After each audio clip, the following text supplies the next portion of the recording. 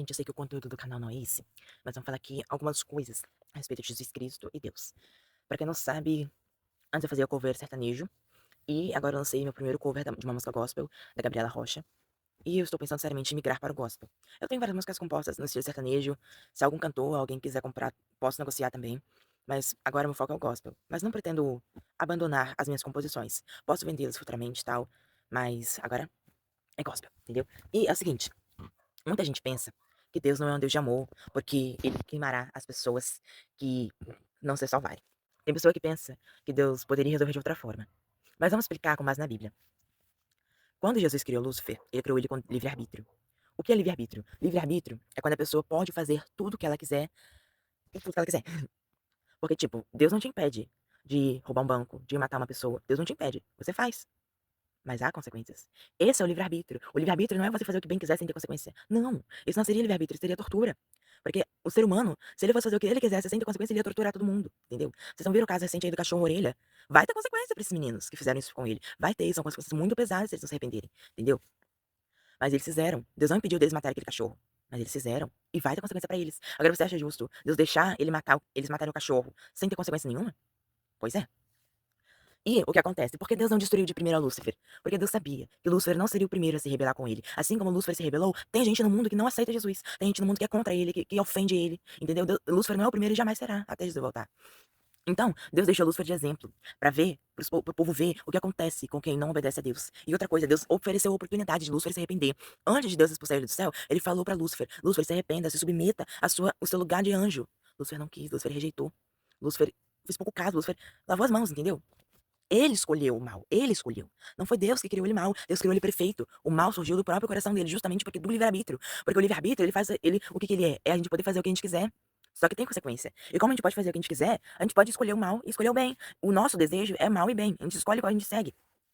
Aí, o que Deus fez? Deus expulsou Lúcifer do céu. Por quê? Porque Lúcifer, ele já tinha assumido que ele não tinha mais salvação. Porque Deus ofereceu pra ele: Lúcifer, se submeta ao seu lugar de anjo. Você não é Deus. Você é um anjo, você é inferior. Eu sou criador, você é criatura. E Lúcifer não ouviu. Lúcifer continuou batendo o pé que ele queria ser maior que Deus. Entendeu? Aí, então Jesus falou: Deus não sei quem falou, mas Deus ou Jesus pegou e falou. Não foi com essas palavras, com certeza, mas então some. E expulsou ele do céu. Entendeu? Então, gente, Deus é sim um Deus de amor. Deus, ele ama. Ah, mas por que Deus não destrói o pecado? Porque ele teria que destruir você. Ele teria que destruir você. Ele teria que me destruir. Ele teria que destruir todos. Porque todos nós somos pecadores. Não existe um ser nesse mundo que nasce sem pecado. Entendeu? Então, se fosse pra Deus excluir toda a maldade, ele excluiria também toda a humanidade. E por que que ele não faz isso? Porque ele é um Deus de amor. Ele ama. Ele ama suas criações. Ele ama os seres humanos. Ele ama os animais. Ele ama as plantas. Ele ama tudo que foi criado. O que ele não ama é o pecado. Mas ele ama o pecador. E por amar o pecador, ele não destrói. Porque tem a chance dele se salvar e não ser mais pecador quando ele voltar. E espalhem esse vídeo, espalhem o evangelho, porque quanto mais a gente espalhar o evangelho, mais perto vai ser Jesus voltar e a gente acabar com esse sofrimento, entendeu? E outra coisa, a marca da besta. A gente, cristão que não aceitar a marca da besta, não vamos morrer de fome, porque a Bíblia fala que aquele que crê em Jesus, aquele que é o fiel, jamais passará fome. Quem é fiel a Deus jamais passará fome. A Bíblia fala que o pão e a água jamais faltará. E não é pão e água, literalmente. O pão quer dizer a comida e a água quer dizer a bebida, entendeu?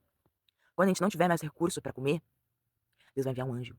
Esse anjo vai vir com a comida e vai nos alimentar, sem a gente precisar da marca da besta, entendeu? E como uma criaturinha disse, um botileiro vive 70 anos em média, para depois queimar no fogo. Nossa, que Deus chamou. Foi ele que escolheu, não foi Deus.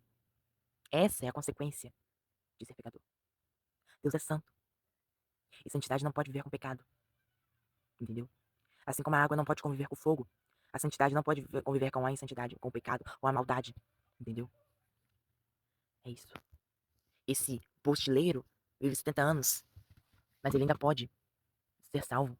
Todos nós, não importa qual a gravidade do crime que a gente tenha feito, da ação, todos nós temos a chance de ser salvo. Porque Jesus Cristo se entregou na cruz por nós.